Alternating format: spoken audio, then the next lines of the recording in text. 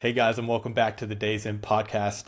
Today we have Tyrone Hazen, the founder of Puffin Drinkwear, a brand that's turned creative drink apparel into a rapidly growing business and a really interesting business at that. From campfire idea to national success, Tyrone's journey is all about innovation, partnerships, and having fun along the way. We're excited to dive into this story and insights. Tyrone, welcome. Hey Hey, guys, yeah, appreciate you. Thanks so much for having me on the show. Excited to be here. absolutely, man. Excited to have Absolutely. you. We are, man, I feel like I can speak for myself and for Michael. Uh, when we started the conversation of potentially getting you on the show, I don't know what it was. I think we were just so interested and intrigued, and it's going to be one of the questions I ask here in a little bit. But the journey of Puffins and just conceptually how this even started.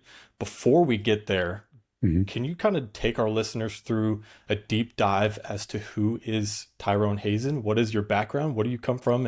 And how did that lead into Puffins? Yeah, absolutely. Yeah, it's kind of an interesting one, and probably similar to a lot of other entrepreneurs. We don't always have it's not like a straight path looking backwards, right? You land here because nothing else fit. I'm like Yeah. unhireable. I would qualify myself as at this point in life. I think that Okay. typical of entrepreneurs, we want to do things our own way.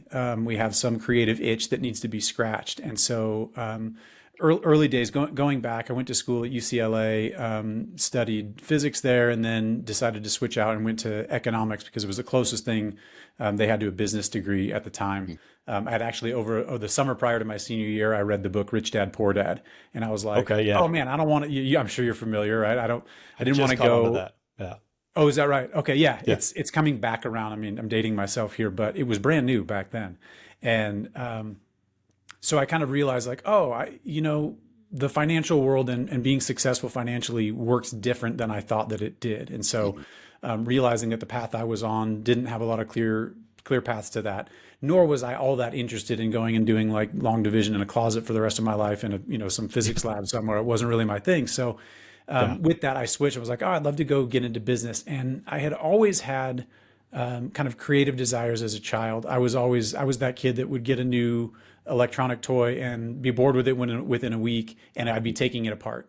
And they never went back together. That was always the plan. Was like, oh, I'll take it apart, see how it works, put it back together. Never go back together. But I got it taken apart, and I would learn a lot from that. And so I'm very, very physical. I really like manipulating the physical world Hmm. around me. And so through that, and scientifically minded, mathematically minded. Interestingly, I've of the last handful of years kind of discovered some creativity as well, and pulled all those together. So I've actually had a number of different attempts at bringing products to market over the years, and those started back in, gosh, that would have been like 2010 Okay. 2010-ish. I had this idea that was a little loop that went over your the tongue on your tennis shoe. I had this Mm-hmm. issue where like the tongue was always sliding to the side, and it drove me crazy, and I couldn't figure out a way to like use what was already on the shoe to fix Hmm. that. So I came up with this thing. We called it tongue traps. Me and a buddy. Um, anyway, it we learned a lot. I guess I'll say that we learned a ton from the Yeah. process, Yeah. and that was one stepping stone that got me a little bit further along the path that I'm on now. And so I wouldn't call it a failure just because it wasn't financially successful. It was an education. And I think that if I could, like give that lesson right now, I know your audience, you've got a lot of folks looking at trying to figure out what they want to go do in addition to their job, or kind of find a path off of their job. The first couple times you do it, it's not to say you can't be financially successful and support yourself in your first idea. But if you look at it with kind of beginner eyes and assume that you're going after an education and connections and just like increasing your knowledge base, it makes it easier to take those lickings when you find out you've done something wrong, or you've made a detrimental mistake that crashes the whole thing. So, Yeah. and that's been the story all along. I came up with another product a handful of years ago called the Fireside. It was called the Fireside Audio Box, and it's a Bluetooth audio system that syncs dancing flames to the music you're listening to. So, kind of harkens back to Oh, my physics knowledge. Yeah, it was really cool. I really enjoyed it. I got to prototype it myself in my basement, and my little lab, and and it was awesome, and it got me a lot further along that path, but ultimately had enough challenges that I didn't see ahead of time, that kind of got in the way of it being a true financial, like commercial success. And Yeah. then worked, kind of parlayed that into this next idea, which I've been writing for six plus years now, and it still has a ton of runway in front of it, and a lot of opportunity to continue growing and to continue learning. So that's kind of like, I guess if you were looking for like a previous career, I guess if I had anything in regards to a career prior, I was in real estate. I did Okay. mortgages. I worked on Wall Street as a mortgage-backed securities analyst. And then, yeah, so it's like literally just sold houses, was a real estate agent. Yeah, I love that because that is kind of a Mm. core root concept for what the podcast is about Mhm. is it started in that way, which was, okay, I work a full-time job, right? And I'm furthering my career at this point in my tenure. You could be in your tenure, you could be brand new, and then you have these ideas, and then at the end of the day, like you said, you created that in your basement. That's the inspiring, I think, insight that we're Absolutely. wanting to share specifically. So we're right on track Great. with kind of what the audience for TDEP is looking for. So I'm interested. Can you? I don't know if it's proprietary or anything like that, but can you kind of walk us through that first moment when you thought, "Hey, I think I could do koozies better, more fashionable," you know? Yeah, absolutely. So as a lot of great ideas start, I was standing around a campfire drinking some beers with friends, and the host of the group, none of us had met one another before, so it was kind of a hosted event, and we had the barbecue going and stuff. And the host comes out, and he's got this little 8x8 box full of koozies of all different sorts, like a lot of people do. You've got your little collection, and so he just starts Collecting them, yeah. randomly, yeah, right. He starts randomly tossing them out to folks, and total happenstance. This is one of those wild things. I was mentioning this just the other day. If he had given the one that he gave to me, which I'll describe in a moment, if he'd given it to somebody else and I had just gotten the traditional neoprene koozie, where would I be now? Right? Mm. Like there really was this spark, this moment that totally changed the trajectory of my life. And it seemed small in that moment, but absolutely, I wouldn't be sitting here. I wouldn't be talking to you guys about, I'd be maybe talking to you about something else, but I wouldn't be talking about Puffin Drinkwear right now. So it's just one of those wild things that always hits me when I kind of retell the story. But anyway, the one he hands to me is like the remnants of an old sleeping bag. It had a different feel to it. It was a little like strap wraparound thing with a Velcro strip on it. And as I held it in my hand, it didn't look like a sleeping bag, but it felt like one from like my sleeping bag from the 80s. And I thought, oh man, I looked down, and like serendipitous point number two is that I had a bottle, not a can. And I'm looking at the bottle, I'm like, oh, it's proportioned like a human. Oh man, what if my beer had a sleeping bag? Now I live in this town called Bend, Oregon, and we're in the Cascades. It's beautiful. People live here for the lifestyle. We've got a bucolic river that runs right through our little downtown. It's just amazing. Yeah. And we are known for beer. We've got 30 plus breweries for a town of 100,000 people. We punch above our weight. And the outdoors. We're in the foothills of the Cascades, and so that's why people are here. Beer in the outdoors. And I was like, oh, I mean, done, Sold. right? I can go sell Yeah, these all yeah. over town. Like, if nothing more, I know that it'll be a big hit here because it just speaks to the audience that lives here in Bend and that comes to visit Bend. So that was that was the initial spark that gave me the idea. It really was like, some of my other ideas have been amalgamations of other ideas and concepts and working on them over months or years. And then something kind of comes together. And then this one, it was like, I remember the moment. I can point to the place I was standing in the backyard over here, a couple blocks from where I sit now, where I came up with this idea. And I wouldn't say I came up with it. It struck me, right? It was like Mm. Right. an Yeah. idea passed down to me somehow. So what was that like? If you don't mind, I remember you saying just a moment ago that it's been a 6-year project, right? It's It, yes, we sold our first units 6 years ago this month, so probably Mm. this week. It might have been today. It might have been today 6 years ago. Wow. but from thought of Puffins, of the idea, hey, I could do this. I'm in the perfect area for this, to first sell of the first Puffins koozie.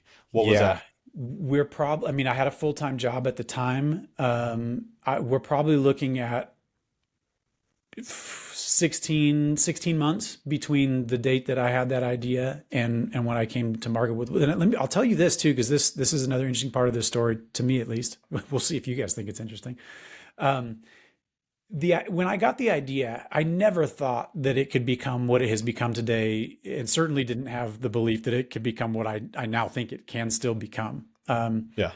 The idea for me was, I come up with these ideas all the time. And what I should do is build a system for myself that when I have an idea, I can just plug it in. And I've got this process. I know the people, I've got the contacts, and I can just run an idea through. So what I did, I'm looking over here, see if I think I might have it on my bookshelf, but I had a journal at the time. I think it was called the Best Self Journal or the Self Journal, something like this. It was a Kickstarter thing. I found, I supported it. Yeah.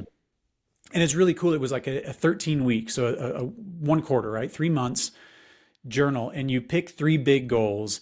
And then it kind of just holds you accountable. And it reminds you every day, like, hey, what can you be doing today to move this forward? It did a really great job. And so I picked that. I think the title in it is Sleeping Bag Koozie, because I didn't have a name for it yet. And so this was the project. But the point wasn't to build a business like I have today out of Puffin and out of this concept. It was more to go from idea to Kickstarter in 13 weeks. And I thought, well, if I could do that and build that system, then I could just plug things. The next time an idea comes around, I just plug it in, and it just ideally goes like clockwork. So here we are, 7+ years later, have yet to run a Kickstarter campaign, but they kind of, you have a little bit of control of your idea, and then your idea and the path it takes has a lot of control over you. So I've got kind of like, I'm steering a little bit, but a lot of it, I'm just along for the ride, Yeah. No, that's wow. It's funny how like a flint idea for something that a concept that you're hoping is going to progress another area or another field ends up being exactly the direction that you go, and so Right. that was kind of what the podcast was about too, a little bit, which was how can I gather people with the insights to share to help us further our business, because I was working on projects as well. I built an app for a year, actually a little bit over a year, and so doing stuff like that from ground zero, never doing it before. I was looking for the same thing. I was looking for contacts. I was looking for resources, and so never did I really even think that the podcast would be where it is now. Michael being on board, so that's really inspiring. That it went from that campfire concept to moving and never even going the direction you thought it was, and here you are. And it's a really cool product, and I'm excited as we continue to dive further in this episode for our listeners to kind of understand what we're even talking about, because I'm sure everybody's going to be texting me like, I didn't even know this existed, Right. which and as soon as we talked the first time, it popped up on my feed, and I can't not see it now, which is amazing, Right. because it's that product you never knew you needed. And so I'm curious, what were those early onset challenges that you experienced as you bypass that 13-week idea of going to Kickstarter, and then now you're actually like onto something and it's catching momentum? And what are those, I guess, from an early stage, some of the toughest challenges that you faced in the growth of this thing? One of the interesting things about my experience was just how rapid the thing took off. And it's everybody's dream. It's this idea of overnight success, and you just see those revenue numbers climbing and climbing and climbing. What you don't see when you hear those stories is just how challenging growth can be. It is much easier to maintain a company doing a 10, 15, 20% year over year growth than what we experienced, which was multiple X's, right? We did, I think between our first year in business, we did 275,000 in sales. Next year was 2 million. Then it was 5. Wow. Like and I'm a product-based business, right? So that's where things get really, really challenging. In a product-based business, especially when you can't manufacture locally, and we work with overseas partners, the financial burden and the challenges with navigating how you go about getting funds to pay your factory, they then produce, they then ship, you deliver to your customer, they don't pay for another 60 days if they pay on time. So you can have this gap of 9 months between spending the money and getting the funds. And, I have this, like if there's a car that's worth $1 million out there, and you can buy it for 100 grand today, how much money did you make? Mm-hmm. That's a trick question. Unless you have $100,000, you didn't make any money. You've got to pay first, right? So people look at the numbers and they're like, oh, wait, you've got a 50% margin. So if you make $2 million, then you made $1 million. Well, no, I had to come up with $1 million first to go then make the 2 million. And all the while, you know, of course, that's a gross margin. You've got all these other numbers that come out under the line. So so that's really challenging growth. And that's just one aspect, like the financial components of growth. The other component is, you know, how do you manage those operations? How do you make sure that when you get the sale, that you can deliver on that sale? Because the last thing you want is do all that hard work, have your sales team, or in the beginning, you know, it might be yourself, go out and do all the hard work to get the deal, and then you fumble at the last, you know, the final yard line prior to delivering, or you deliver late, or the product's not good, or it goes great, you deliver, they sell out, they want more, you can't back it up. And now they're like, well, wait, we just kicked out the incumbent that was on that shelf. We got rid of them, put you in, and now you can't support the sales that I've been able to drive for you. Like, so growth at that level is really challenging. And I think one of the mistakes that we made early on, which was only apparent in hindsight, or if I'd had better guidance along the way, is that we just tried to throw bodies at things. We would like, oh, this needs to be done. Okay, hire somebody. And that can get really challenging really fast, and you can get bloated, you get a bit top heavy. And that's definitely the experience that we had. And that then just sets up really difficult decisions and really difficult moments in the future when you like have to kind of right size and come back down to like a level that's supported by the growth or just the state that you're at. You know, it's really easy to convince yourself like, well, we need this many people to do the work to deliver the thing that we need to deliver 12 months from now, you know, or whatever our goal is. And sometimes it just doesn't pencil, and you can't do that. You can't pay somebody now for the work that they're delivering that's going to get you revenue a year from now. Right. So you've got to figure out other ways to do that. And I think that we could have been more creative in that regard. But again, I mean, the learnings that I've taken from this past 6-year adventure have been, I mean, I feel like I've got a PhD now in product startup. It really, like, you couldn't find a better education for it. So I'm grateful for those challenges, but I mean, I wear the scars for sure. Yeah. Yeah. And there's sure a couple things I want to unpack there. First is, I love founder stories because it's like there's stories of like perseverance and just being able just to literally come together and just make something happen. What was that starting founding team? Was it people that you knew? Was it friends? Was it people that you met through acquaintances? What did that look like for a founding team? Good question. Yeah, no, I appreciate that question because I do some coaching and advising these days for product-based startups, and that's one of the things I usually advise against is going into business with somebody that is your best friend or a really close acquaintance, really close friend, because I've just seen so many times.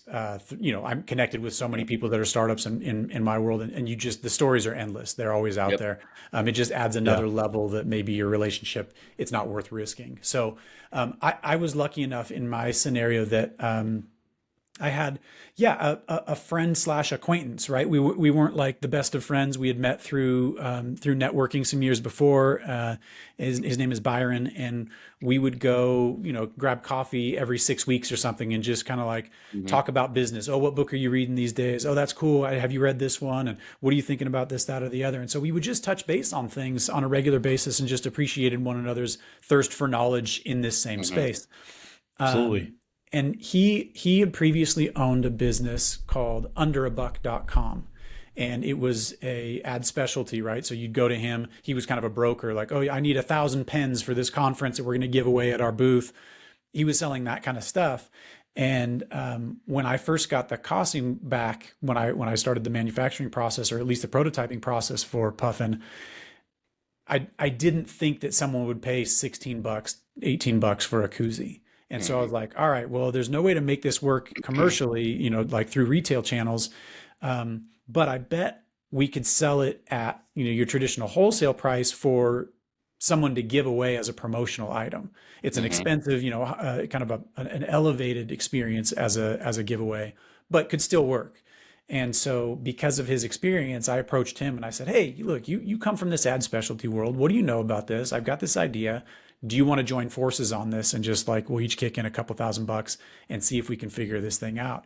And the timing was perfect. He was like, yeah, look, this is something I'd love to dig my teeth into.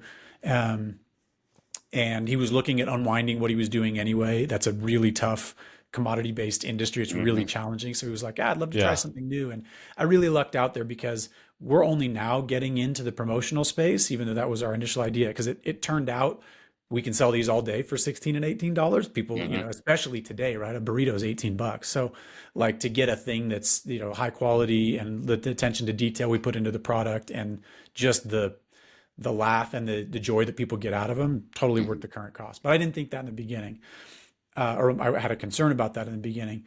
But what he also brought was a ton of business acumen, and he was kind of like the yin to my yang. The things that I carried in spades, I'm pretty good on the finance side. Creative. I wouldn't call it creative accounting. You want to avoid those words. I can get really creative in finance and find ways to leverage this, that, and the other to make things work, which was really beneficial to us as we were going through those growth challenges. And man, I have trouble sending an email. Right. And so that was an area that he's specialized in. He was really good at helping us with the back end and, we've got to get these connections to get the Shopify account going. And so he was able to take on those and I was able to take on, so we ended up having a really great division of labor and are still in contact today. And it was a really incredible experience. And I really lucked out being able to pull him on. And that's awesome. That's my experience as well. And one thing that I usually tell people as well is, if you are doing business with partners, define your roles as early as possible, right? Define them early and stick to them, right? Because there's overlap and it gets messy very quickly. And I have experience within that, and mine wasn't so good for that. But how important was it of his business acumen? And your knowledge up to this point with your other endeavors that you had from success or not success, and those learning lessons to go from that 250 to 1 million to 5 million, right? Because it's a way different skill set to get from 500,000 to a million than it is to get to 1 million to 5 million. Yeah, absolutely. I think the thing that we both had going for us was, like I said, that kind of thirst for knowledge. We are always wanting to grow. So we were able to grow at a particular pace and we were able to have guidance along the way. I think that was the other thing that was really helpful. So both of us, we weren't like, hey, I know what to do and I'm just going to go do it. We were both like, we kind of know what to do, but we know we have a ton to go learn. And so we were out there seeking and striving to gain that knowledge all along the way. We're also really lucky with our location. Like I mentioned, we're in Bend, Oregon, and all of Central Oregon. We're kind of a little island on our own out here. We're about 3 hours from Portland and anything else resembling a city. We're on the other side of the mountain range, and the entire area that we call Central Oregon is 250,000 people. And then it's just desolate everywhere around us. So we kind of support ourselves out here. And there's some really great resources in the community here. There are great programs through the schools, through the community college. There's a group called EDCO, the Economic Development of Central Oregon, that put on mixers and pitch contests and all these things. And there's incubators, an incubator called BOW that's the Bend Outdoor Works. So there are just these groups because we have some really potent companies, specifically product companies that come out of Bend. I've got Hydro Flask. I'm sure people have heard of Hydro Flask. These guys are across the street from me at my office. And there's, there are, I don't want to name too many because the ones I don't name will get upset with me, but we've got we've been fortunate. We have a ton of those types of companies that have gone this road before us, and we're a small town. So that dichotomy there allows for me to reach out to somebody and just say, hey, I've got this idea. Here's who I am. Saw that you run Hydro Flask. Can I buy you a beer sometime? Can we go grab coffee? Try that in LA, try that in Dallas, try that in New York. They're getting inundated. You're not going to get a response. But here in Bend, everybody's so supportive. You're like, hey, I'm going to see you out on the trail. I'm going to see you at the brewery. So we have this community, and we have this really supportive community specifically around the startup space, and luckily even the hardware space, right? Physical product space. So between Byron and my search for knowledge and like lack of hubris, like knowing that we didn't know what we were doing and seeking to go figure it out. We were, we would ask everybody everything, and people would be like, "Hey, I got to run." And we'd be like, "Oh, yeah, one more question. You mentioned this thing. I thought about this." And so we would go seek that knowledge, and we had the people that we could get that knowledge from. So I think that was probably the most beneficial thing. There was just total happenstance that allowed for us to have the success that we have had to date. Nice.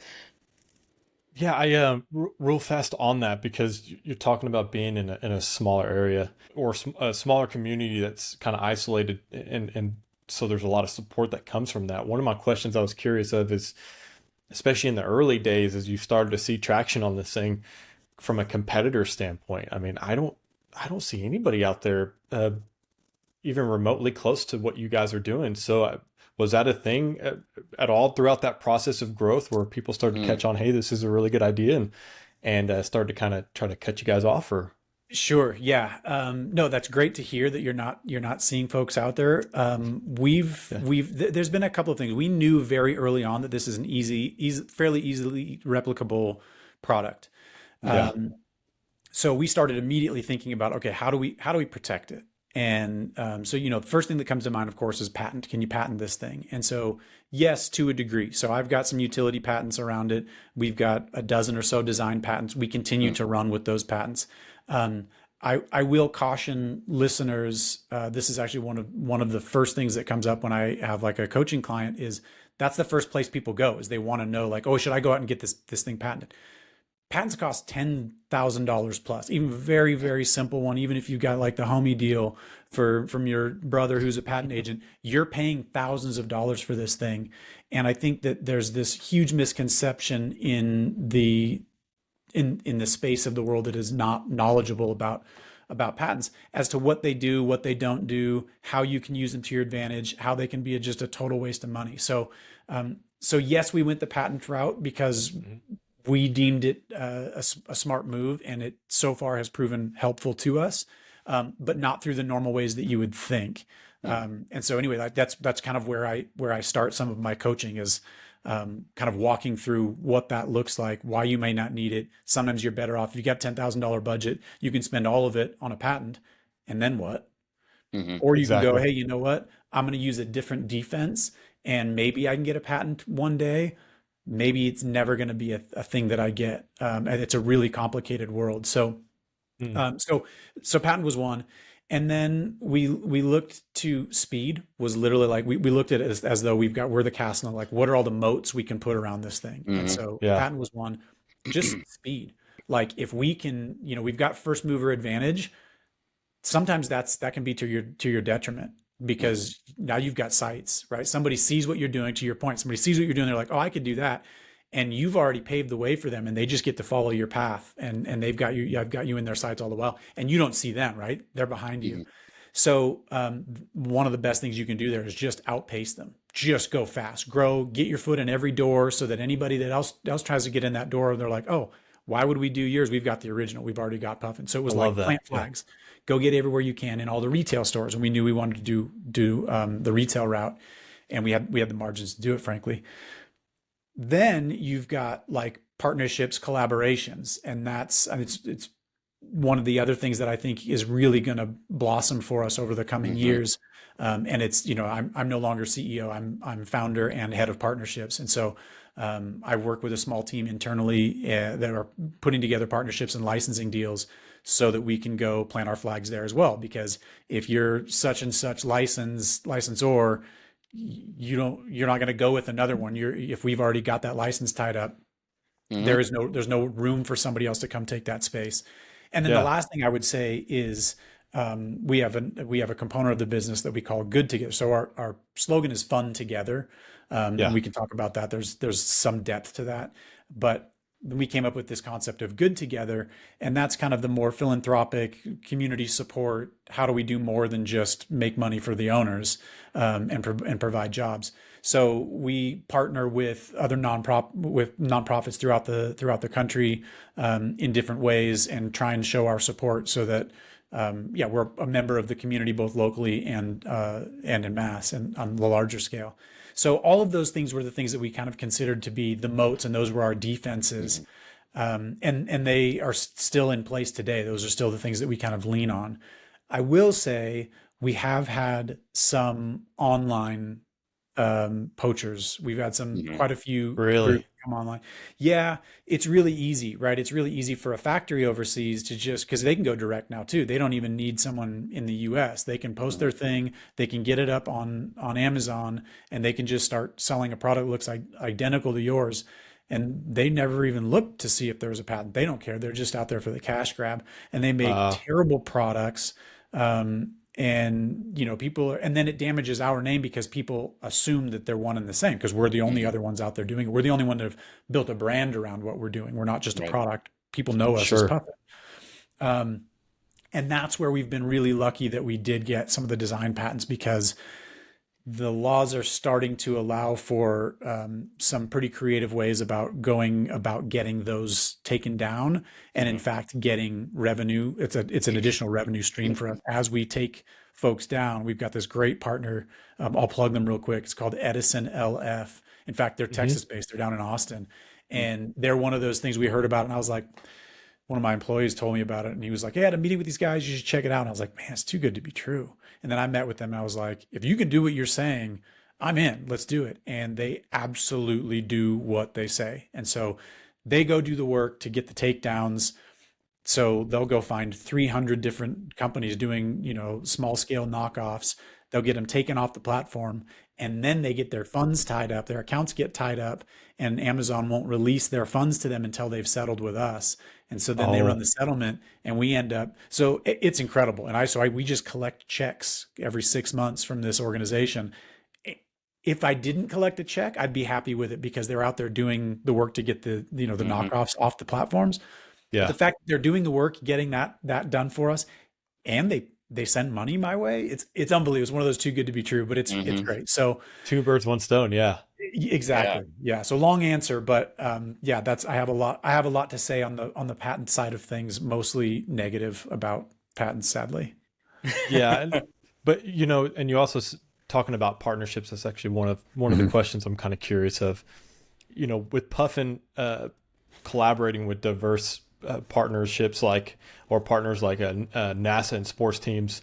What's your approach to forming strategic partnerships, and how do you decide which one aligns with Puffin brand? Is that another small town? You kind of have some insider kind of resources around you in the bend, or was that just interest, just like we're interested in? That one's old fashioned. Just go turn over every rock you can and just keep going. Just be tenacious about those pursuits. I think early on it was like, we'll take what we can get, and we just, oh, hey, somebody's got a lead over here. Or this rep group that we're working with, they're working with this other group and they want to do something. Okay, cool, let's do it. Now we're getting much more strategic about that. And now, we have some legs to stand on now. We have some retail channels. We know we can move product. We have some affinity building out in kind of the communities. So we can now go directly to some of the partners that we're targeting, as opposed to just taking what we can get. We can be more strategic and say, hey, we have a really shared ethos, or you think of your brand as an entity, as a being, as its own thing. Like, what music does your brand listen to? What is your voice? What is the voice of your brand? It doesn't just mean what they say. Like, who are they? Like, what's the personality of the brand? And Yeah. I like to think of our partnerships as who would our brand play with, right? Who else out there in the world, Okay. if they were a human being and it was represented, a human being represented this brand, would they get along? Would they have fun together? Cool. Let's go try and we'll put a play date together and see what we can come up with, something like that. So now we're running through a much tighter filter that has us going, well, where do we want to go? Who do we need to assemble around us to go in that direction? And Yeah. does it make sense for us to partner with these groups? And does it make sense do they get a benefit out of having us come along too? And so that's kind of the filter we go through now. And yeah, it's a lot of, networking, that's that old adage of it's not what you know, it's who you know. To some degree, and in some places that really is that's the golden rule. Absolutely. And so Yeah. And the oil fields are very much like that too. Yeah. Sure. Yeah, absolutely. Absolutely. Yeah. So, and it's not necessarily like, I never liked that idea before because I was like, oh, okay, cool. So you're connected and you go get this easy way in life. And it's not that that's not the case at all. There's got to Right. be a mutually beneficial arrangement. And, Absolutely. um, Yeah. you know what I mean? And no one's doing anyone favors. You're working together to create something better than what you could have done Hmm. as individuals. You're both seeing a benefit there. But having that network and being able to stand, having pride in what you're bringing and being able to kind of like back up what you're saying, you've got a reputation. Like networks only last so long if you don't have a reputation, or they can work against you. So um, Yeah. that's been really helpful for us. We go out there, we do our best to be in, have a high level of integrity, do what we say, deliver when we say we can deliver, Hmm. and deliver on our partnerships. And then they're happy to introduce us to others. So it makes it easier as you keep going to find that next partnership. Because those partners have partners from the past, and it just starts to build from there. Absolutely. Connectivity from connectivity. I like that. Absolutely. I really want to give you the opportunity to expound on the model, having fun together, or fun together, basically. Sure. And so from that, I would imagine with Puffins being kind of this niche, like you said, campfire idea where you can imagine that you're getting this product and you're standing around with some of your best buddies or at a wedding or an event of some sort, and you're just having that good old fashioned fun experience. And so from a business standpoint, from a company standpoint and partnership standpoint, I would imagine that would be a link to wanting to partner with somebody like yourself and a company like Puffins specifically, because when you think of it, when you see the ads, which are brilliant, by the way, I pause throughout my day and I catch myself, and I really am not huge on ads, but I catch myself watching those all the way through just because it brings a high sense of energy. And so Sure. I'm curious, is that what the fun together kind of derives from, or what's the scoop on that? Yeah, no, you've read into that really well, Will. So Fun Together wasn't initially our slogan or motto. It was actually internal. I had come up with it at one point because um, we had hired a contractor to do some job for us, and it was kind of lukewarm at the end of the deliverable was kind of like, all right. And I remember Yeah. looking back and thinking, you know, I didn't really want to work with that group anyway. I don't know why we did. I want to work with people that I'm excited to work with. I want to work with people. I just want to have fun. I mean, at the end of the day, we make drinkware, right? We make tiny clothes for your drink to wear. We can't take ourselves too seriously. It's got It's to be awesome. super Yeah. fun. Like Yeah. I just wanted to enjoy this process of building a business and learning along the way and fumbling and messing things up and correcting it. I want to have fun. I want to have people around me that want to enjoy that process as well. And for the most part, we had done that. And then I had this one example where it wasn't terrible. It was just like meh, right? And so I came up with, I Yeah. was like, hey, you know what? Moving forward, anytime we are going to hire someone, whether it be an employee or a contractor or service provider, whatever, to the degree that we can, throw the fun filter on that. I want to have fun together. And so we used that internally for a little while. And then we are like, man, that's good. Like, that's just like yes, you can use these by yourselves, but they're so much more fun when you've got a group, right? Like Ooh. you're Yeah. mentioning, like at the wedding, you're at the cookout or whatever, you're at the tailgate, and everyone's got one, and everyone is representative of themselves. It's like the wine charm, like like, oh yeah, no, that one's Oh, mine. I'm the personality. fisherman. That they've got the personality, right? Okay. So we were able to leverage it very easily. It translated really well into being kind of more of a brand motto, fun together. And then, yeah, that's it. Like we bring the fun is kind of the idea. And so that's kind of when we go talk to another brand to do a partnership. We're like, if you need fun, like there's no way you can look at this and not think anything but fun. Cute comes up a lot. So we can bring the cute too, but that's a Yeah. component of fun, right? So yeah, you're spot on. It came from an internal ideal that was going to help us filter, and so we still use it today in that Hmm. regard with partnerships. That's I love that. perfect. That's fantastic. Um, man, Puffin experienced such substantial growth as shown by its rapid rise on the Inc. 5000 list, which was a huge push for our podcast for season 2 was okay. and this is the brilliance of Michael, by the way, is okay, how do we collectively gather this insider knowledge, or like a step-by-step process of failure and success, etc., collectively from companies that are still in this process of growing and experiencing and connecting and development basically. And so Inc. 5000 was the perfect list for that. And so what was that process like of getting onto that list? Was that something they sought you guys specifically for the growth that you guys obviously were experiencing? Was that something you guys went out and sought out for yourself? And what type of accomplishment was that specifically for getting on that list and being at the position you guys are on? Sure. Yeah. You've got to throw your hat in the ring there, right? You've got to know, because until you've published anything, no one knows what you've done. And so, you've kind of got to go, hey, you know what? I feel like I'm ready to go play the game here. We're ready to go compete in this. And so, yeah, you throw your hat in the ring, you kind of send in an application, you give them some of your numbers, and then there's a bit of a back and forth. And they do a really great job of kind of keeping the suspense. So at some point we got a call that was like, hey, we're interviewing some of the people. I can't tell you anything, but we're interviewing some of the folks because we might do some little articles in some upcoming issues of Inc. magazine, and wanted to chat with you. So we're like, okay, we know we're on the list. We're on the list somewhere, right? But they didn't tell you anything. And then what they do is they send out a link and a time, and they're like, hey, we're going to announce your ranking at this time on this day. And so all across the country, people are gathered in their little conference rooms, and each link is. I was worried because I was like, "Are we going to start at 5,000 and slowly work our way up to And I'm hopeful that we're way up there."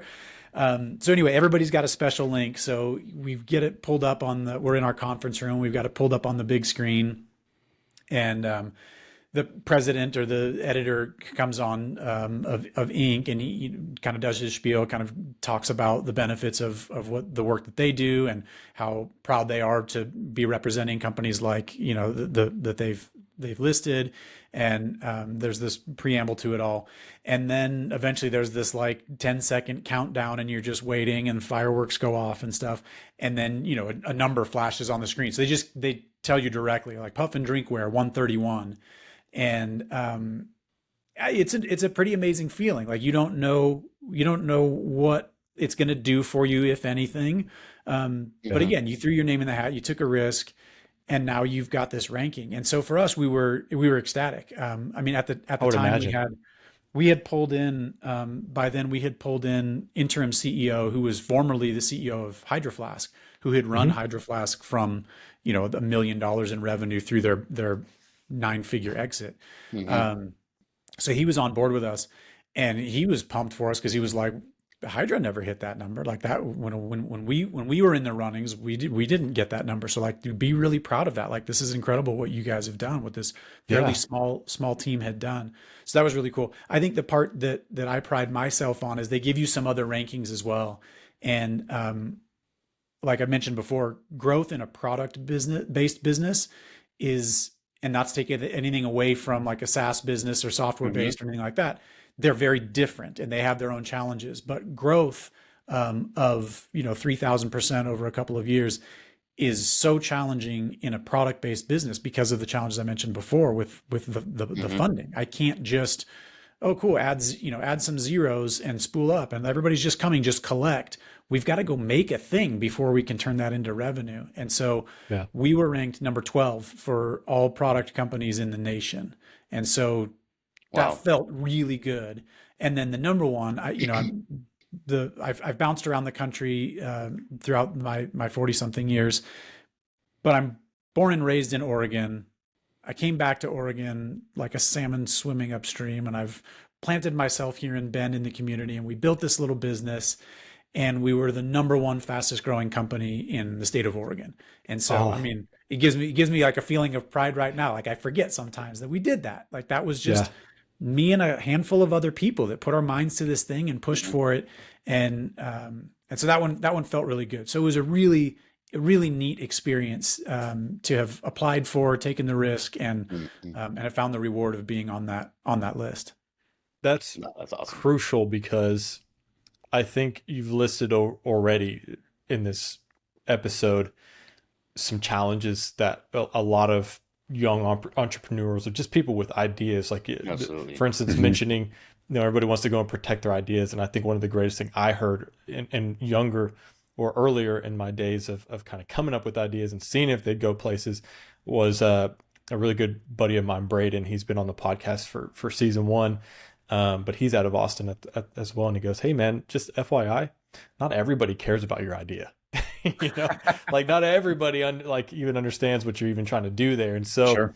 but for somebody who's young and as an entrepreneur, or just as a startup, as tinkering within their 9 to 5 or whatever it might be, I think that's just so inspirational to see for your hometown, for getting on a list that you're almost kind of like in a draft experience, which is who gets to experience that, and Right. and I think it's crucial for those younger companies and younger business individuals to kind of see that there is reward on the other side. That's basically what I'm trying to get at, is there's going to be a lot of struggle that you're not prepared for.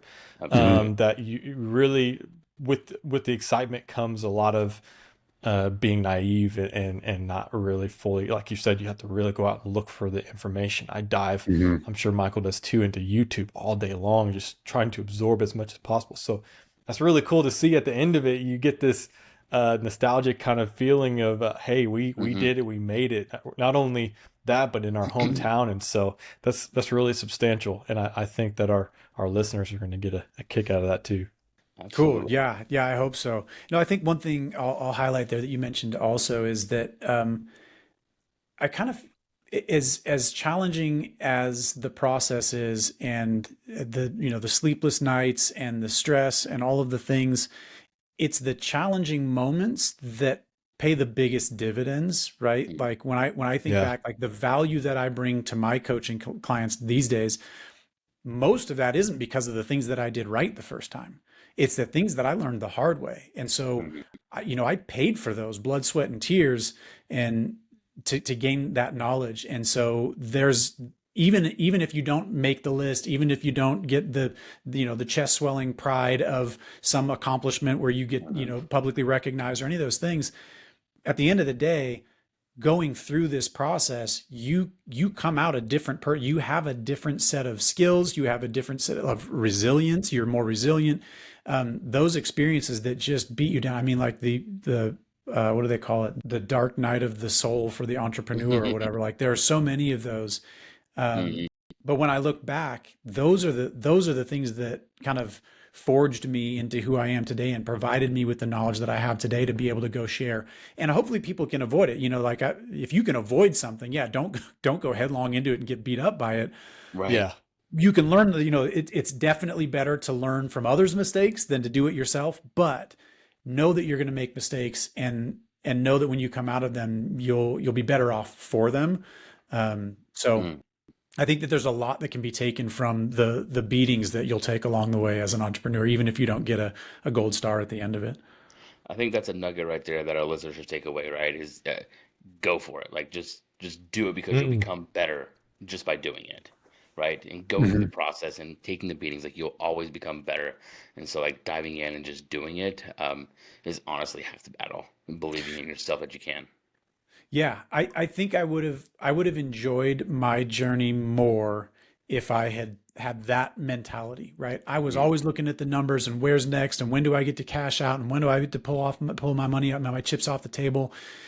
Instead, like it truly is that journey. And if you're there recognizing that, hey, this might not be my first, might not be my last time through this. Let me gather everything that I can along the way so that when I do it again, I get a different set of lessons. I don't have to learn these ones again. So totally agree, Michael. Like, just go do it and don't expect any particular result. Do it for the experience of it and just collect all the pieces along the way.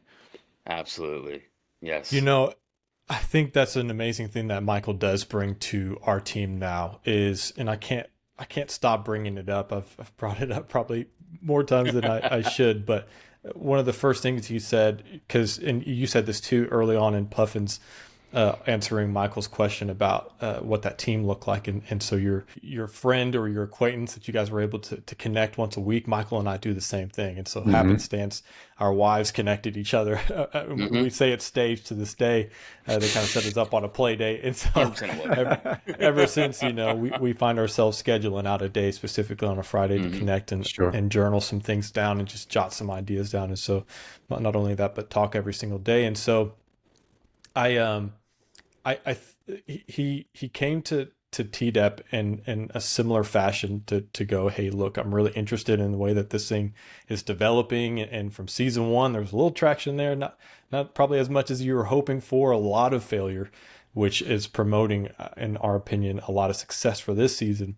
And he said, I just want to do something cool. This just needs to be something cool. And that's what we're bringing to the table now, or from a conscious perspective, is we're trying to keep that alive within every episode, within every guest, within every question and conversation, is just keep this cool thing and not allow it to really weigh you down. And I'm interested if through this process, and hopefully stop me if I'm getting too personal, but through this process, if you reach those moments, like what were some of the toughest moments, not just challenges, but the toughest moments where you kind of thought to yourself, I have traction here, I've got a product here, this is really fun. But at the same time, like, did you ever get overwhelmed? Were you ever at a point where it's like, maybe I could step away from this? Yeah. Matt, you live in a state of overwhelm, right? Okay. Like it's just all the time.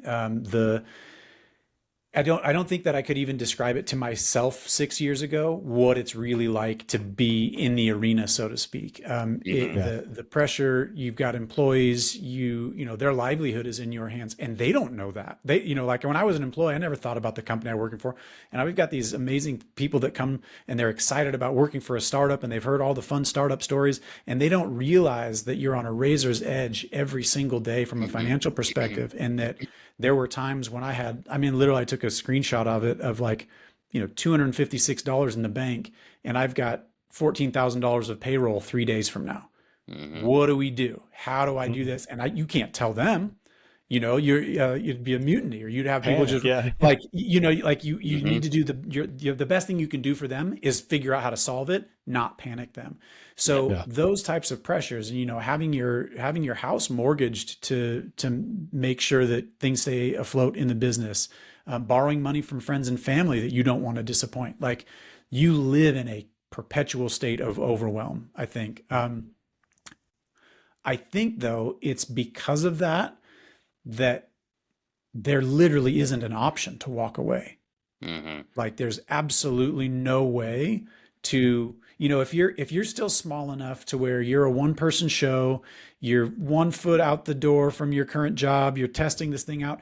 Yeah, you can bail on those things. But once you're in, and other people's lives are in your hands, so to speak, from a livelihood perspective, and they're counting on you, and all those other things I said, like, your back's against the wall, and there's no further backing up you can do. And so I think that it's because of that's what drives an entrepreneur. An entrepreneur gets excited to get started in something. And by definition, we're very risk tolerant. I've come to really understand. I've had a couple of my coaches and mentors tell me that, like, recognize that you're different than, just the average person in this particular category. You're way up at this end of the spectrum, and you don't recognize that about yourself, but you are incredibly risk tolerant, and you will take on risk that others won't, which could be a point of pride. It also might be incredibly foolish. I'm not at all like qualifying it as something good. It just is the case. And so because of those risks, I can very quickly get in and get over my head, and way out over my skis. But then you're locked in. And so now you've just got to figure it out, right? You've got all these other people counting on you to do it. And so that pressure is what, like, forges successful entrepreneurs. And then you end up finding ways to manage that. You find ways to, like, go unplug for a minute and, like, let your brain breathe, get out for a minute, and come up with a creative solution. You come up with you have a group of people that you can connect with, mentors, coaches, these kind of things that do understand what you're going through, other entrepreneurial groups that you can sit and talk to, and they actually understand what you're going through, and for a moment they can at least just empathize. So yeah, I guess ultimately to say there, yes, those moments are constant. They're happening all the time, and sometimes they get really, really bad. I mean, I don't like to like lose it and start tearing up in front of, my group of leaders at my company, but I've done it before. I've been like, hey guys, we're in a really tight spot. I'm losing it right now. And I wanted to transparently and be vulnerable and let them know this is where we are. This is what I'm trying to manage. I need as much help as I can get. Just be aware that this is where I am. And I think by doing that, it shows strength as a leader in a sense that you're willing to show that vulnerability, and then they can go, hey, wow, okay, I know where we're at. What can I do to come support? So you find all of these little systems, and they grow you as a person, and as an entrepreneur and business owner. But you don't get to just, at least in my sake, right? I don't come from financial means. I didn't have a nest egg that I could just like, oh shoot, if I lose this, I go back and I do my thing. Like, this is my career. This is where I'm going. This is the thing that's going to provide my son with a college education. I don't have any investments in anything else. This is my investment, and I've got to do everything I can to keep it going for myself and everybody else that counts on it. It gives me goosebumps because I know that the road could be 7 years into it now. You always expect that idea to be 24 hours, and I've got the best idea ever, and it's going to start generating all this cash. It's a lottery and that sort of thing. And so it's to see that growth from your perspective and how transparent you've been here to kind of share that knowledge and that inside information has been huge for us personally. Absolutely. I'm curious, knowing where Puffins comes from, some of the challenges that it went through, some of the ways of success that it's progressed, some of the celebration and reward. What's in the future? Because I know that you are kind of navigating not necessarily away from the outdoor focused products, but you're wanting to kind of start targeting, correct me if I'm wrong, but targeting travel and leisure markets as well. So like what's mixed in for this really fun, this really cool company, Puffins, and in the future of, I guess, drinkware? What does that look like? Yeah, I think there's still so much meat on the bone here. So again, based in the Pacific Northwest, in fact, early on, we thought we were going to be strictly an outdoor brand. We didn't think we were going to define ourselves as a Koozie brand. In fact, we called it Koozie Land, and it was something we wanted to avoid. We're like, oh, we don't want to get stuck in Koozie Land. What else can we go do? When we thought of ourselves like, well, this is the type of thing you'd bring along camping. What else can we bring? Can we create game kits? Can we do a really cute, cool coffee kit that somehow looks and feels like the original products that we had, the sleeping bag with like the batting and stuff. So we're looking at this like, how do we lean into outdoor?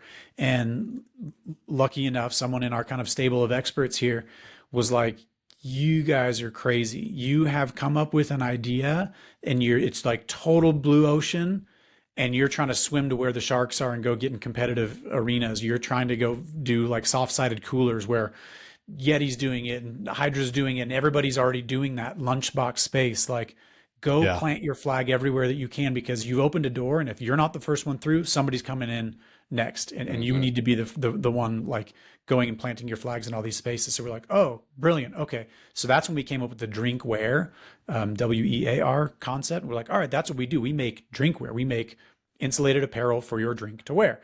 Yeah. And so now we've got that focus as a brand. That's where we're going. And so again, being in the Pacific Northwest and we got into REI, all doors REI nationwide. It wasn't, I wouldn't say our first try. We just kept beating at the door and we'd get no response. And then one day they were like, hey, we'd like to chat. And we thought they would do a test order. And they were like, we're just going to put you in all of our stores. Cause it was quintessential REI type product. Right. Yeah. And so we leaned into that outdoor and we've done really well there. And it's definitely where we put our taproot, but not everybody goes to REI. Right? Yeah, not everybody out there in the space. Like, there are so many other activities. There are so many other affinities that people have. And one of you mentioned it earlier, like, we're an identity play. That's what we're really delivering here, is somebody sees that and goes, oh my gosh, my Uncle Ron is the craziest fisherman. He's got all the fishing stuff. I got to get one of those for, the fishing vest. I got to get that for Uncle. We want to create one of these for everybody. So whatever it is that you're tied to, whatever your identity is, if your friends are like, oh, that's his number one hobby, that's her number one thing, that's her favorite band, that's the favorite sports team, this is that. We just want to have one of those for everybody, and we need to get them out there in front of those people. So we're expanding the product line to more lifestyle, and we're going into all sorts of different channels in addition to continuing to support outdoors. We've always got new stuff coming for outdoor. We're very thankful for that community for supporting us and getting us to here. And now it's like, hey, well, we don't want to be exclusionary either. So let's go open up to everybody else. So farm and ranch is an arena we're leaning into.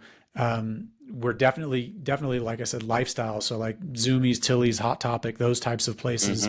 And that's really fun because it allows us to do so many different things that wouldn't make sense at all in outdoor, right? Like you can imagine a license with a band of some sort, a music group.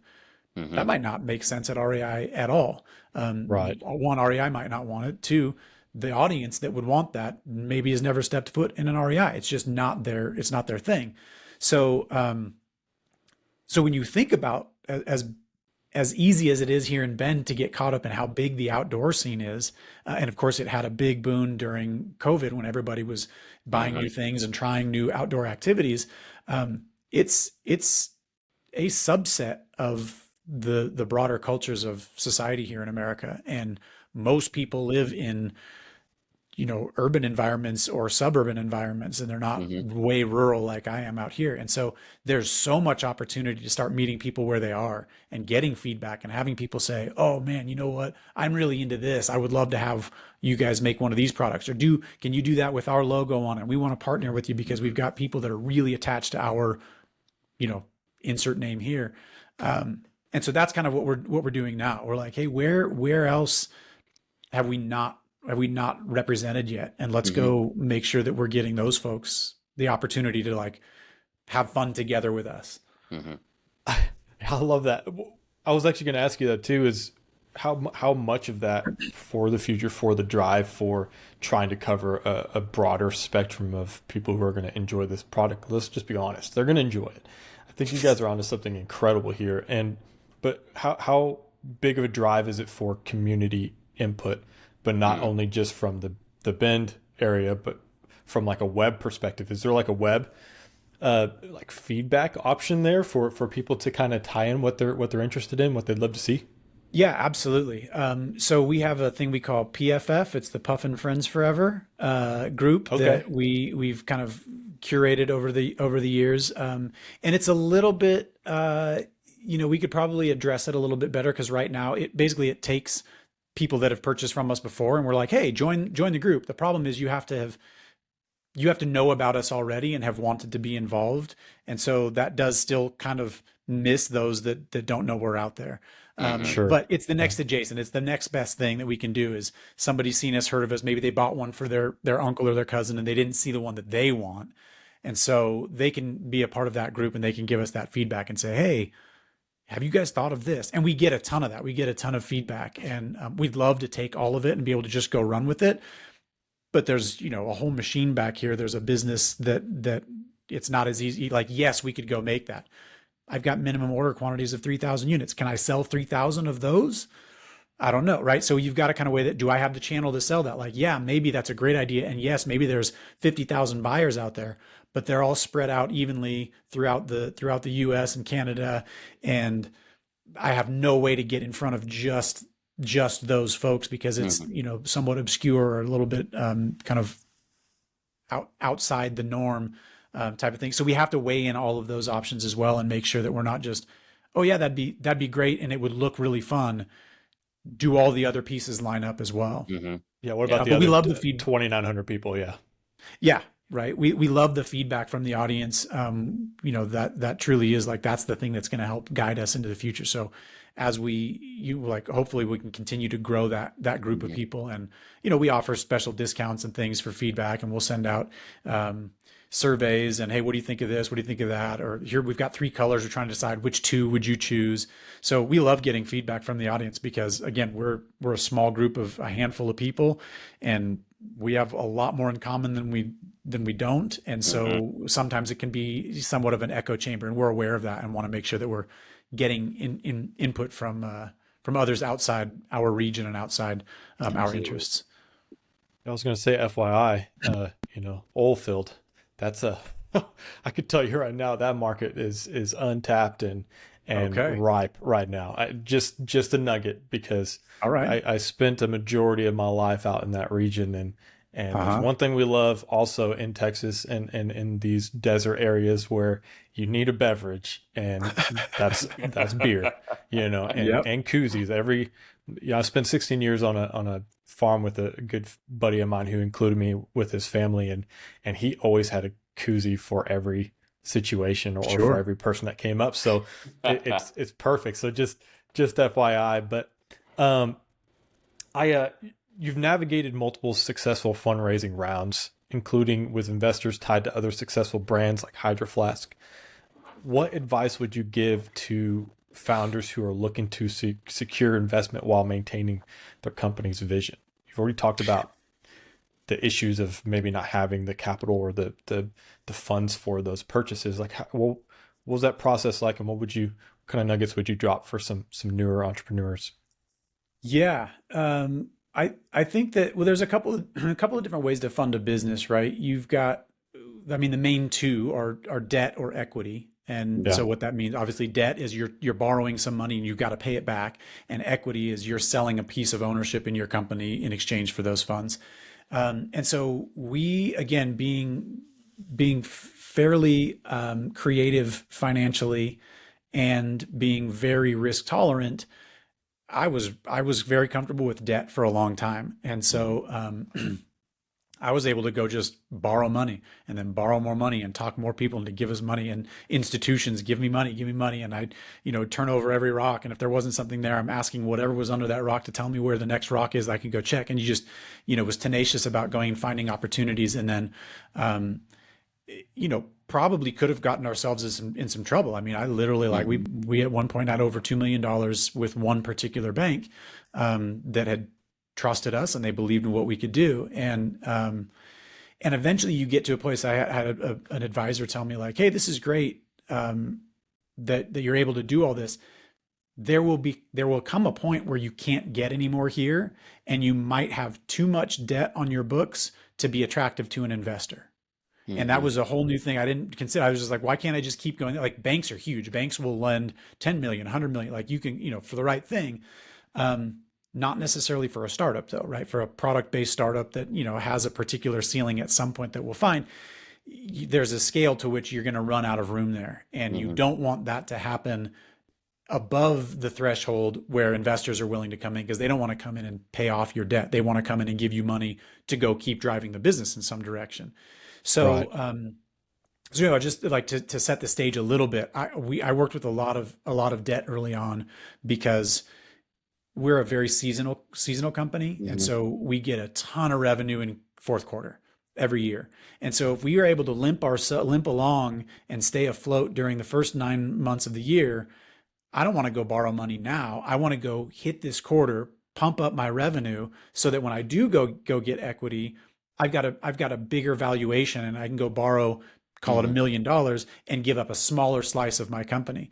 The problem is that cycle just continues. Then you do really well in Q4. You've got a stack of cash, and you're like, yeah, this will float us through the year. And then suddenly you start getting out of cash mid-year, and you're like, we'll just go borrow a little more. We'll get through Q4. We'll pump up the revenue again, and then so you can get in this You can get in this cycle, and so that's where I was kind of like, hey, somebody was like, hey, go get some investors before it's too late. So, with that said, I think I've got two thoughts on it. Well, it works as well for debt, but specifically going and finding equity.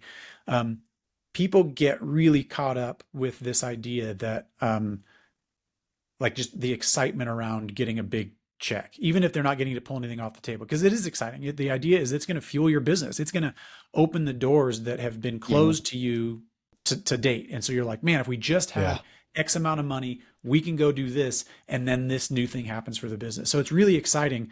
But one of the things, and so people will just like, oh, I'll take it from anybody. You really want smart money. You want to bring people in that the money is the least valuable thing that they bring to the table, right? You want them to bring access, connections, knowledge, know-how, experience, ideally. And so that's where that's like the investors that have come on board with us have been so beneficial to the business because of those things, even more than the financials that they brought with them. The business acumen and, again, the connections, all these things that they've been able to bring and help. They're truly involved. They help guide the business. So I would say that's one thing. Like, be thinking of smart money. I think on another quick like side piece on that one, everybody thinks that people with a lot of money will just give you money. And it's hilarious because I was the same way. I was like, oh, that guy's a multimillionaire. I only need 50 grand. He would give it to me.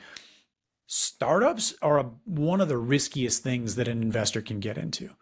And most people that have a lot of money got it because they were smart with their money in the first place. So just because, it wouldn't impact them if they gave you a check and they never saw a dime again, doesn't mean they're just going to do it. And so people always have this idea of like, oh, I know this guy, he's really wealthy. But does he invest in startups? Because if not, you're barking up the wrong tree. You've got to go find the people that are already doing the thing you're doing. There are people out there that invest in startups. They're aware of how risky they can be. That gives them a leg up in making sure that they're not getting into things that are too risky for them or where they see challenges. And it gives them the ability to look into a business and say, here's where I can add value other than my money, right? So you're kind of coming at that from the other way. The other thing that I will say, again, people getting excited about like a dollar amount, and people are always worried, always thinking about like, oh, I'm going to get $1 million for 10% of my business or whatever these values are. The more important thing when you really get down to it is the terms sheet. And the term sheet defines far more than just that exchange between how much money you're getting and how much of the company they're getting. You're talking about, board seats, who's in control of what happens if this happens, all of these other things that really do come to fruition. They really do play out in some way, shape, or form. That document defines all of those things. So that's where people really can get into trouble, is if you don't truly understand that and you just look and you're like, oh, cool, I'm only giving up X% of my company and I'm getting all this money. This is great. You may have given up so much more of your company because you didn't know what you were signing. And it's fascinating to see as I've gone through a couple of fundraising rounds. And again, I've got a great team, and I'm very trusting of the investment group that we have, or the couple of different investors that we have compiled together.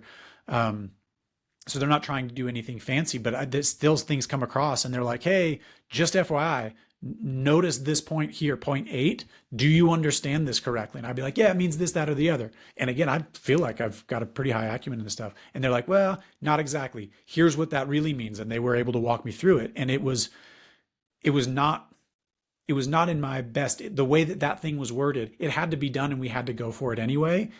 But they wanted to make sure I understood that it was more detrimental than I thought that it was. Like the cut to me was deeper than it was, but it was so great that I have investors that were like, hey, heads up, like this is going to hurt a little more than you thought it was going to hurt. I want you to be aware of this. And again, that was on my second round. And so there are just these things that come up in the term sheet that are detrimental to the future of your business and your involvement in it. And that is far more important than the valuation that everybody gets caught up in. Yeah, I think I get kind of labeled a little bit as the weird guy because of my past and my tenure in safety. Naturally, from a liability standpoint, that's how I'm wired now. Right? Years in safety and compliance, litigation, and all that, dealing with insurance and the whole kit and caboodle. Now I'm always constantly thinking about, okay, is what I'm saying, is it proprietary? And should I be not saying this? Should I be not saying that, etc.? And I find that I look at situations with this perspective that if there's too much excitement attached to it, I don't know if I really want to be involved in it, especially from like an investment perspective. Obviously there's deeper levels to that, but I think from what I know from my perspective, being pretty relatively new in the idea of being an entrepreneur and starting up businesses and working on projects and ideas and being around other people of that same level, that same new level, you see a lot, like you're saying, you see a lot of excitement where you rush into these situations where it really requires a sound mind and a focused vision on kind of what you're getting yourself into, because like you said, those can have some pretty detrimental lasting effects that you're not probably prepared for. So that's huge, because I wish I would have known some of that stuff too early on. But it's good to know that although you're making difficult decisions that might have an adverse reaction later, obviously you have that backing and that background to kind of push through and make it work for you. I'm sure in some way you're probably making those situations work for you irregardless, right? I mean, you might be at different stages in your company and the growth cycle, but I mean that's just so valuable of information for startups and people that might want to be or might want to start looking into doing this. It's not as easy as it sounds and as it looks. And I know TikTok will tell you different. But, right. Yeah, exactly. yeah. Right. Yeah. At least in my experience, it's been like incredibly hard work. Yeah. And yeah, maybe it pays off one day, maybe it doesn't. But again, that's where it goes back. If you can find a way to enjoy that journey, is this the thing you want to be doing with your time for years on end? Because then you can't lose. Right. And I think that for me, I would much rather have a bit of control over my day, my time, my decision making. I'm just a very independent individual. And so that works better for me.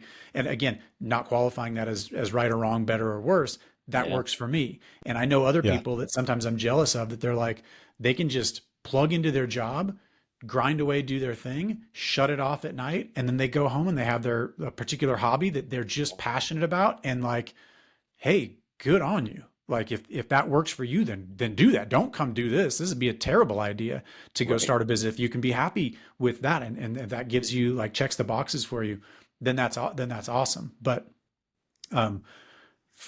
if you're gonna go this route, yeah, it's a journey, and it's unique. There aren't a lot of, I mean, in the grand scheme, yes, as numbers go, but as a percentage of society, we're a rare breed. People are willing to go off and, you guys as well, like people that are willing to go off and strike their own path through the jungle and hack away to try and find a new way to get to a new place, or a new way to get to a place that other people have got, but you're going to do it a different way. Like by definition, that's what we're all doing as entrepreneurs, is finding either a new destination or a new way to get to an old destination. And, there's tricks and tools that you can borrow from others that have gone before you, which is kind of like the ethos that I carry with me when I do my coaching, is like, I'm a guide. I'm not going to do it for you. I can't do it for you. You've got to hoof it up the mountain, but I'll be there with you. And I've got some tricks and tools. I've got a pack full of stuff. I've been here before. I know that path looks better, but this path is the one that we want to go. Let me show you why. And so, kind of like providing that navigation. But it's a journey. Like there's no other way to describe it. It's a journey off into the unknown. And so you got to be ready for that. You're almost, especially from that coaching perspective, you're almost setting those anchors, right? Those anchor points for them to reference back to it and have that knowledge base that comes from some of the things that you've dealt with. And so I'm interested, because you had said earlier on in this episode about, this might potentially be, Puffin might be potentially the thing that like you're so invested in that it takes care of your family, it takes, puts your kid through college and that sort of thing. I love the idea of legacy. That's a huge thing for me. There's not I'm not gonna get super personal in my family background and that sort of thing, but like, some heirlooms have just like recently been passed down from like starting right now. This is the starting generation to do that. And so legacy is a huge thing for myself and my father and my family. And so, and me being a new dad, 8-month-old baby, obviously that's more prevalent than ever. And so I'm curious what on a personal level, and hopefully I don't throw you off guard with this, but like what are some of the highlights throughout this journey? If you have like one experience that you could go back to and reminisce about right now and bring to the audience that might have just been the most impactful moment? If you've had that, I mean, I'm sure there's many. Yeah. Yeah, it's interesting. My hope is that that big moment is still out in front of me, right? We're Oh, still in the okay. thick of it. So I think that that moment is still out in front of me. We started this business with the intent of like experiencing the full arc, meaning from startup all the way through an exit. And so that exit of some kind is still out in front of me. And I think that that will kind of like, regardless of to the extent that that exit happens, when like that whole thing, like the story comes to an end, so to speak, and we kind of get to put a bow on it. I think that will be the moment because that's what I'm Mm. along this ride for. And I may have asked for more than I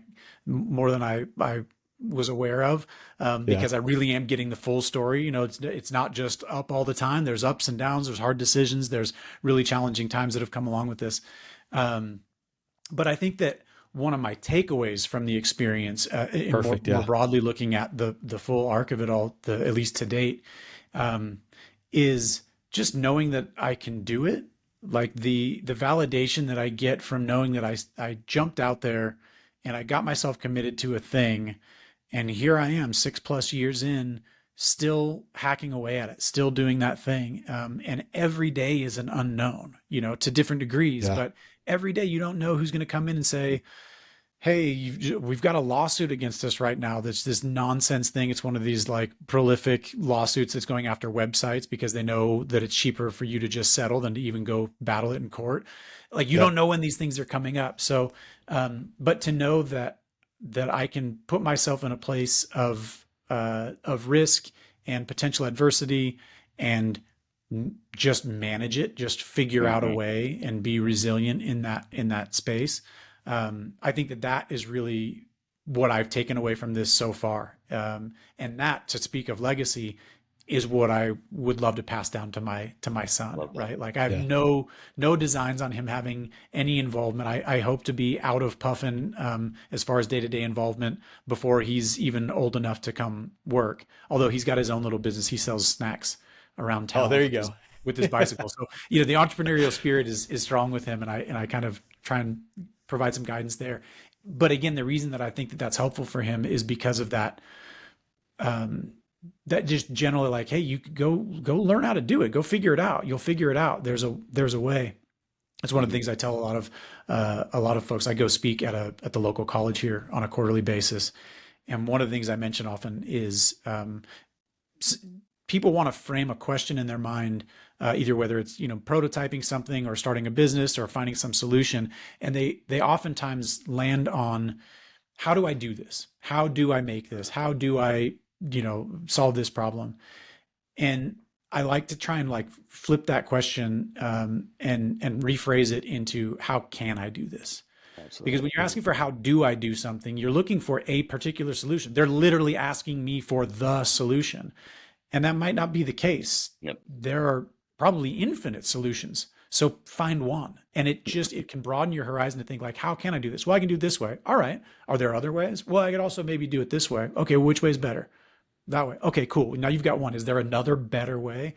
And so like reframing that mind. So that's what I teach my son, and that's what he's learning from entrepreneurship. And that's what I'm learning from entrepreneurship, is when I've gone out to seek like the answer. Again, I'm somewhere off, lost in the woods. I've got a path behind me. I've got some block in front of me, and I've just got to figure out a way to get around it. And so that Yep. broader thinking, is something that has been like practiced and forced into me this past 6+ years on a daily basis. You've just got to come up with solutions, and you do the best with what you've got at the moment. And you may look back and go, oh man, if I'd have known this, we'd have done it a different way. But you Mhm. didn't know that then. So you made the best decision you could with the information that you had. And look, you survived to look back on it another day. So, it wasn't trying to avoid the question. Hopefully there was No, some yeah, No, it's value in that perfect. response That was anyway. perfect.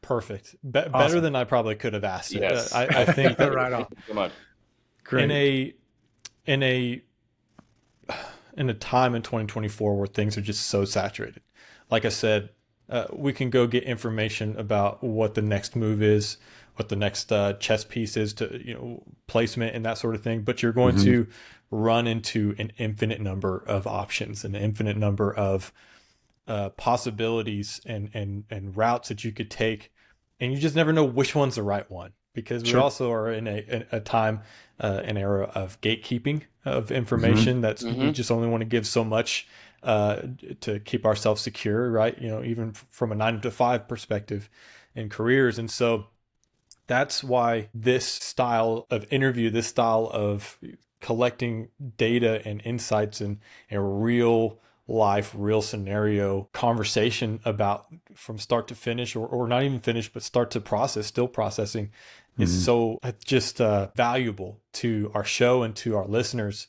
And Tyrone, we want to thank you especially for spending the time to come on here and share some of that. Thank you. And I felt like, or I feel like specifically, somebody's going to learn off of this. I know that I have. In a way that hopefully brings them to that next chapter or that next step in their career to overcome some of those challenges that you did. Sure. No, I sure hope so. And I appreciate you guys valuing, what my experience and what I could bring here today. And I hope it was helpful. I hope somebody gets a little nugget in this to go make a change in their lives and go figure out what's next for them. I appreciate you guys inviting me on the show. Absolutely. Thank you. If you don't mind, go ahead and I know it's Puffin Drinkwear. Is that .com specifically? That's right. Yeah. And it's Drinkware with the WEAR. It's kind of our little thing, Drinkware, like activewear, drinkware.com. Yep. And then if anybody, if you've got listeners, it sounds like probably quite a few of your listeners are in some stage of their own development. If people are looking for hired help to go, like I said, kind of like be a Sherpa or a guide, they can check me out at just tyronehazen.com, learn a little bit about me and reach out. And I'm a small team, so if any messages come through, they come to me, I get them, would be happy to respond and help in any way I can. I really enjoy that aspect of this kind of new side business that I'm doing, where I get to learn along the way as well. Because every business has got its own challenges and differences. And the more that I get involved in, the more I can kind of pull together and go, oh, hey, look, I'm seeing this on 3 of these businesses. This is the way that all of us should be going. And so I can pick up a lot. I gain as much as I think my coaching clients when by being involved and being a part of their journey as well. Fantastic. Yeah. And if we find ourselves in the Bend area, maybe we can join you for a beverage around a campfire and I'd be happy to host. You guys let me know. You got it. Awesome. Fantastic. Drinks on me. Thank you for your time. I appreciate you guys. Awesome.